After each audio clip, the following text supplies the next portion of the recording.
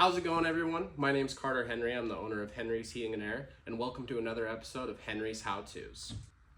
In this episode, we're going to be going over some common terminology as well as some key components that make up your AC system, so when you have a technician come over, you kind of know what's going on.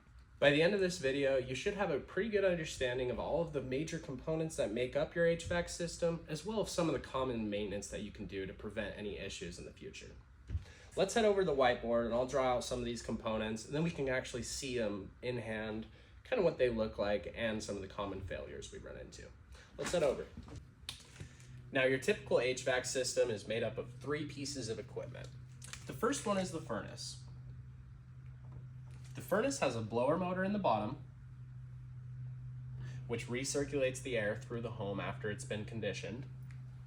A burner assembly, which takes the gas, burns it, and allows the heat to transfer throughout the home. And then the next piece of equipment, an evap coil. Now this evap coil is connected to your outdoor unit or your condenser using refrigeration lines, or as we refer to them, a line set.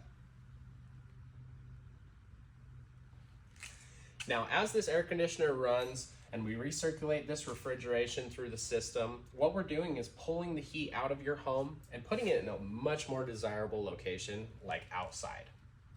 And that's why when you put your hand over the top of an air conditioner in the summer, you feel the hot air being removed from your home.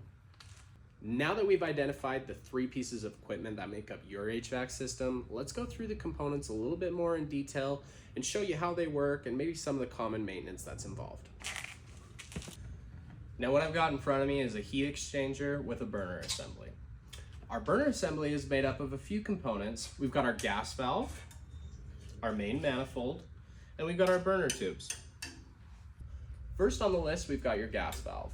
This is responsible for controlling the gas flow to your system so that if there's any issues, it shuts off gas right away.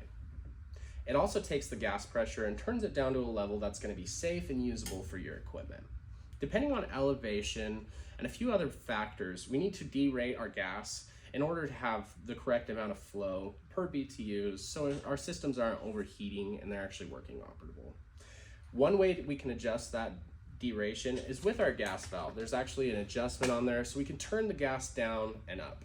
If your appliance doesn't have a green sticker with the gas pressure noted, we advise that you get one, or ask the next time you have a tune-up, your HVAC contractor will leave one for you. Next, we've got our burner manifold, which is where the gas, after it's been derated, comes down and disperses into our orifices.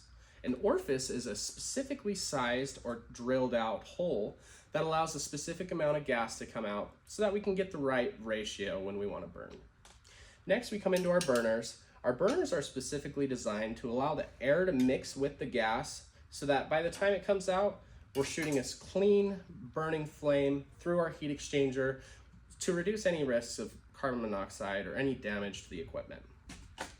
After the gas is derated and ignited, it's burned through the heat exchanger where it comes up, follows the path, and then it actually exits your furnace through an inducer motor or induction motor. And then it goes up through your chimney and out the roof, and the rest is history. Now that we know the journey from the gas from where it begins into the home to the gas valve, derated, turned into heat, and pulled out of the home, we need to know how that energy is actually recirculated throughout your house.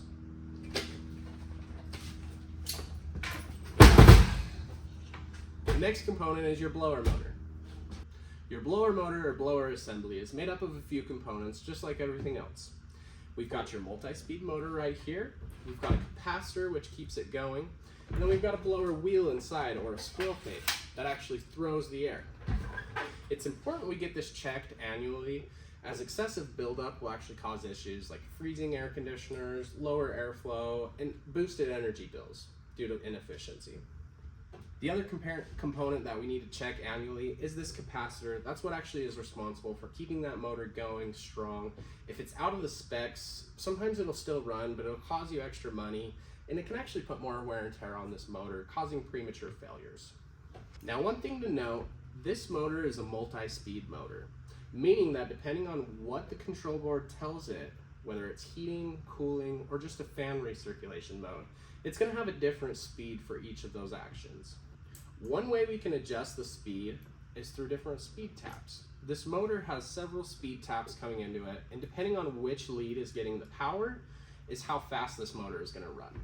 Now that we know what recirculates the air, let's find out how we get that air that's moving to remove the heat from the home. This brings us to our second piece of equipment, the hvac coil, or evaporator. The evaporator coil has a few components itself. We've got the condensate collection tray. This is where any condensate that builds will actually collect and move its way to the drain, which is our next component. This is where that evaporation will come through and drain into your home. Now it's important to note, sometimes there will be safeties on this, so it's important we get those checked annually to make sure there's no issues that could cause flooding or damage to your furnace. Now there is a little bit of maintenance involved with your evaporator coil. First things first, we need to make sure this drain is always free. So we like to get that cleaned and make sure that this is flowing to the best of its capabilities so we're not flooding over and going into the furnace. Now the next thing you'll know is when the airflow goes through the coil, it actually can start to collect and become a restriction for all the dust and debris inside the coil.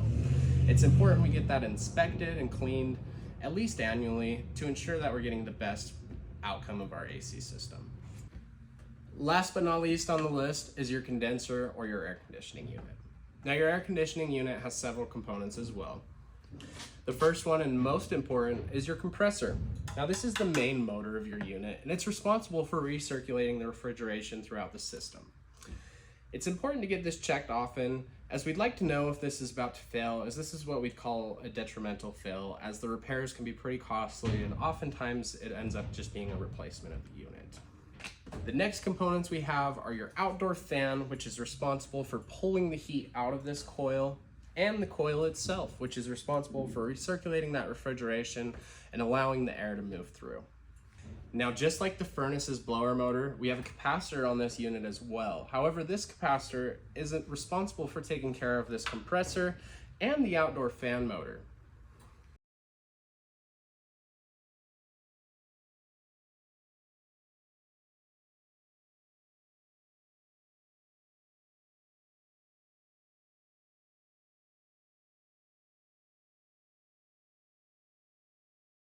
Contact.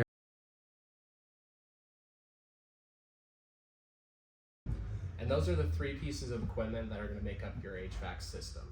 I hope this video helps you guys understand some of the common knowledge. If you liked the video, give us a thumbs up, like, and subscribe for more HVAC tips. Thanks for watching this episode of Henry's How To. I'll see you next time.